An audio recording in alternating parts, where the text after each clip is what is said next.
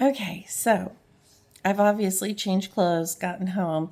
So let's pretend that you came over to my house and we're finishing our conversation on sense of self, okay?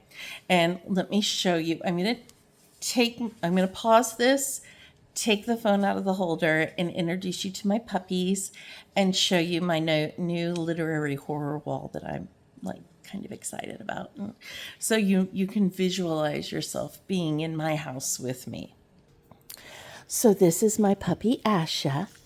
She's a little pit bull puppy that we got from the pound. Actually, they were going to euthanize her, and she's just a Swedish girl in the whole world. But if you hear snoring in my videos, I can just about guarantee you it's either this one or one of the pugs. This is my first husky, and his name is Warlock. And he is my best friend forever, I swear. He's not a dog, he's a human. I know I'm telling them about you. And this is my puppy husky, and his name is Hemlock, and he is a totally crazy boy.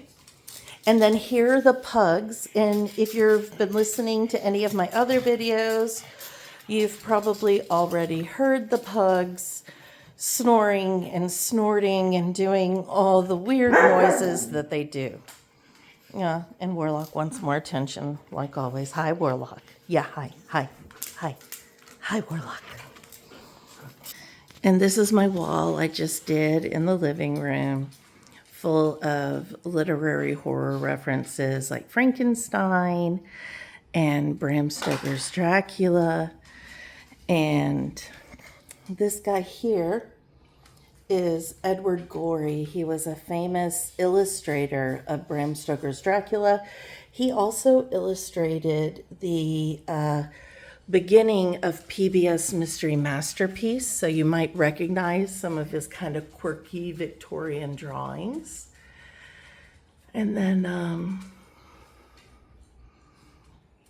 I have the Handmaid's Tale, Edgar Allan Poe, some interesting little animal stuff, a Mary Shelley quote, a Frankenstein book cover, Bram Stoker,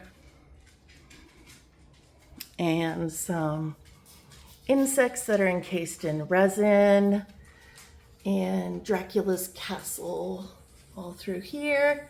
And then if any of you have seen the Bram Stoker Dracula with Winona Ryder that came out, I think, in the 1990s, this is the fresco that's on the wall of the chapel at the end. And then this, is a little quote that says, "The scariest monsters are the ones that lurk within our souls," by Edgar Allan Poe. And now we're here and we're back at the couch. Okay. So Carl Rogers was one of the first people to talk about trying to actualize your best self or self-concept. He was a humanistic psychologist, and he placed self-concept at the core of his personality theory. And he emphasized the subjective experience of the individual. So we don't all have to hold a vote and decide that your point of view is the right point of view for you to have. It just is because it's yours, because you're the person living this life. So you get to make the rules for you. You get to do this, is what he was trying to uncover. So he viewed the self-concept as an organized, consistent set of perceptions and beliefs that you hold about yourself. Pretty easy to understand. He proposed that self-concept is made up of three components.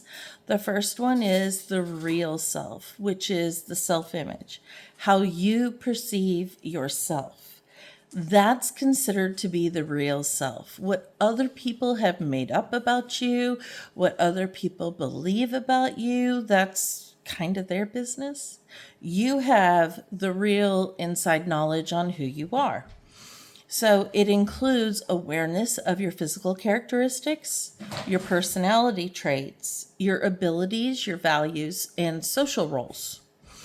This perception, however, may not always align with reality. So there's also an ideal self. Your ideal self is the person you want to be. It's your goals, your values, your ambitions, and the qualities you wish you possessed. Your ideal self changes and evolves through life just like your aspirations do. I mean, you may have wanted to be a dinosaur vet when you were 3, and then you had to face the unfortunate reality, that we don't have living dinosaurs yet or anymore, depending on how you look at it, and that's all very terrifying. Sometimes I feel like I'm the only person who watched Jurassic Park. But that part of you, that aspirational part of you, probably changed over the years. And then you have your self-esteem or your self-worth. And that's the function for Rogers was you're looking at yourself, you're evaluating yourself, you're looking at how others value you, right? In your social circle. And you end up with a valuation of how much you think you're worth. So what are you worth is the question that Rogers wanted you to ask. So Carl had this, I'm calling him Carl like we're BFFs. Carl Rogers had this concept of congruence and incongruence. Congruence happens when there's a really good match between your self-image, how you see yourself, and the ideal self, who you want to be. Incongruence, a state of incongruence, happens conversely when there's a mismatch between your ideal self and who you are now. You can probably already tell that in the first situation of congruence, your self-esteem would be higher because you are more like your ideal self. And likewise, if you suffer from incongruence, you have lower self-esteem because there's a wider gap between who you are now and who you want to be. So Rogers traced the roots of incongruence primarily to early childhood experiences involving conditions of worth. Whenever anyone talks about things happening in early childhood, I just want to make sure that I'm really clear. You have no control over what happens to you in early childhood. You have no control. That was done to you. That's not something you can control or alter. We can reframe it, but ultimately that is someone else's actions. So I just want to make sure that no one is experiencing any shame about anything like that. So when your parents, like when you cried or when you needed something, how quickly did your caregivers attend to you? How quickly did they attune to you? Try to figure out what was going on, solve your problems, right? How often was love and acceptance expressed to you? And then conversely, more towards the incongruent side, how many times did you get judgment and criticism? So, experiencing that feeling of being approved of is really, really, really important, because if you do not get that, you wind up feeling as though you yourself are unacceptable. Most especially if the approval is conditional. So those can be some really difficult things to overcome. So to maintain a sense of worthiness, children will distort their perceptions of themselves and their experiences. Often they'll deny their true feelings, and it leads to a sense of incongruence. In contrast, parents who offer their children unconditional positive regard, they offer their children acceptance, love, and respect that's given freely without conditions, that fosters a sense of congruence and higher self-esteem. It allows children to trust their own experiences, to develop a self-concept that's more aligned with their authentic selves, and it paves the way towards being a healthy, fully functioning person. If only we all got such parents, right? Most of us did not get that, and most of our parents did not get that, which is probably why they couldn't offer it to us. So, people who become fully functioning people, or who are self-actualized according to Rogers, they are open to new experiences. They live existentially in the moment, meaning they don't think a lot about the past or the future. They trust their own feelings and instincts, and they experience a high freedom of choice. They're creative, adaptable, and able to live a rich, full life that embraces the intensity of the human experience, and this entire experience makes them much more resilient. Now, if those are the parents you had, congratulations, you won the lottery. And if those are not the parents you had, keep listening, because we're gonna we're gonna start on that journey of fixing ourselves in just a little bit and trying to rewrite the tapes we hear in our head. But Rogers' humanistic approach was sort of like the first real shot at emphasizing the experience of the individual living the life and evaluating self-concept or yourself. His work really highlighted how important self-authenticity is and self-actualization. And he was the first person to really explore these concepts of self-esteem and self-worth, which is really important, right? So Rogers' theory is more of a psychology theory, and you'll hear me say a lot over the next 15 weeks that we're together, and when you leave, I will be truly sad because I love all my students. But one of the communication theories that came to be on this is the looking glass self, which is a part of symbolic interactionism. So symbolic interactionism challenged this idea that your sense of self was formed purely through internal processes to you. Like you could be on a desert island somewhere, sipping a coconut with no one in sight, and you could evaluate your own self-worth. You don't need other people. Well, the looking glass self and self-interactionism actually turns that on its head. Hold on. Let me get the husky. Okay, so the looking glass self is a sociological and social, hold on, I lost my place in my notes, which happens more than I would like. Oh, I'm back. So it was sociological and social psychological perspectives. So instead of just being psychological, which is up in your head, it brings in this element of other people into a social matrix. So the theory, like the looking glass self and symbolic interactionism, the theory is that our sense of self emerges directly from our interactions with others and our interpretation of how we think they feel about us. So Charles Horton Cooley came up with the concept of the looking glass self, and it's also sometimes called reflected appraisal. I feel like my face is right in my face, so I'm trying to back it up a little. It says that our self-concept is derived from perceiving how others view us.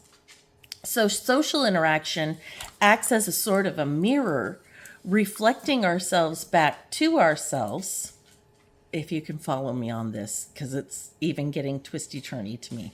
So imagine that your social interactions, let's say this is a mirror I'm looking into, then my sense of self, a portion of what I'm appraising, is how you feel about me. So I'm looking into the mirror, but then I'm also taking into account your gaze at me.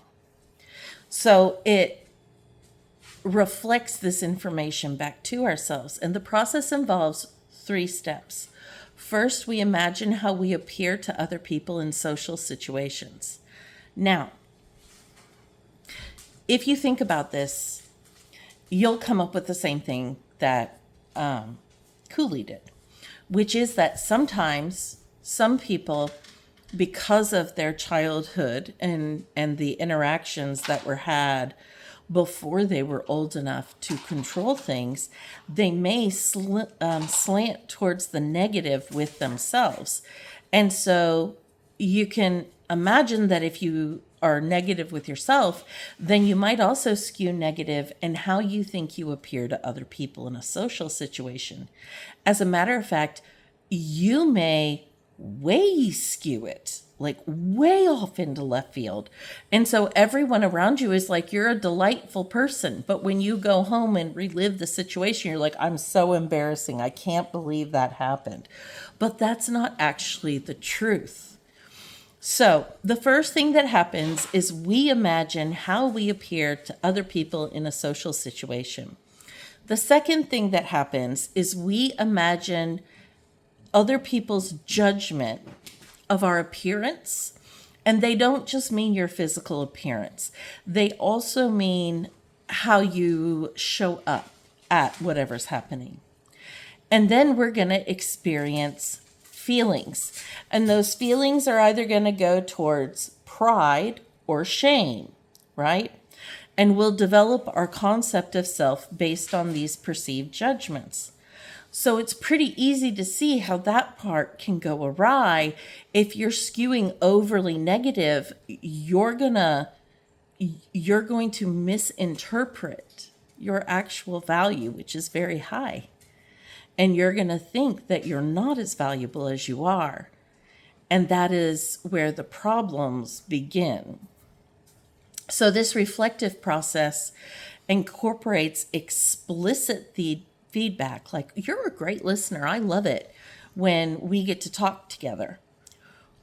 Or also implicit feedback, where I just get looking other places and you're interpreting that as me not being interested in what you had to say, but I could have a migraine starting. It might have nothing to do with you, right? But we take both the explicit feedback and the implicit feedback, and we kind of cobble it together to create this sense of self. So the weight we give to our appraisals is not always uniform, and it doesn't always match what other people actually feel. Interpretations are often subject to misinterpretation. So this also extends into the digital realm. You have probably noticed keyboard warriors, people who are so brave online, but they aren't going to show up at your doorstep, right? You got a big mouth online, but then when you get face to face, you're much meeker and quieter. So there's even a concept in symbolic interactionism of the digital self, right? And it's different. It's different than the self you show up as in person. So then symbolic interactionism, which was brought together by George Herbert Mead, further elaborated on this. He sort of took Cooley's theory and made it a little beefier. And so he argued that a lot of our identity happens because we take the role of the other in our heads. And we get that through socialization. So this is where I say you won the lottery if you had amazing parents.